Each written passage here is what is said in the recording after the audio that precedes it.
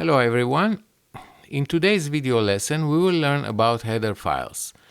When in C++ programs grow large, it becomes difficult to manage all the functions. By declaring header file, we will be able to put all forward declarations in one place and then import them as needed. We're gonna start by creating a new project. Console application, click Go. C++, click Next, and I'm going to call this project header file. Click Next, click Finish.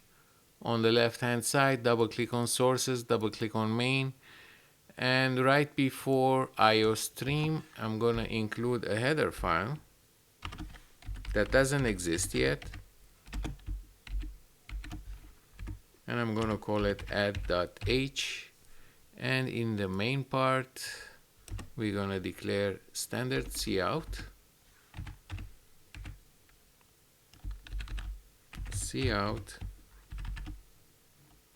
and it's going to print something on the screen.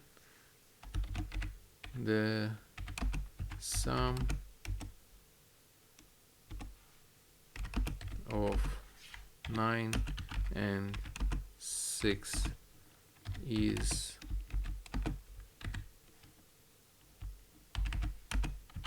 add open parentheses and close parentheses 9, 6, and then single quotation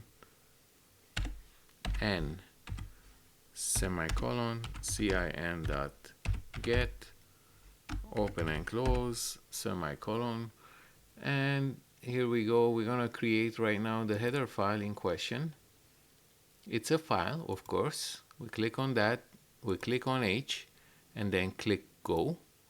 And since we named it add, I'm going to name it add. And don't forget, we're going to click on this link button, save, debug, release, and then finish. Now we have to type the content of the header file. So it's gonna say int add int a comma int b,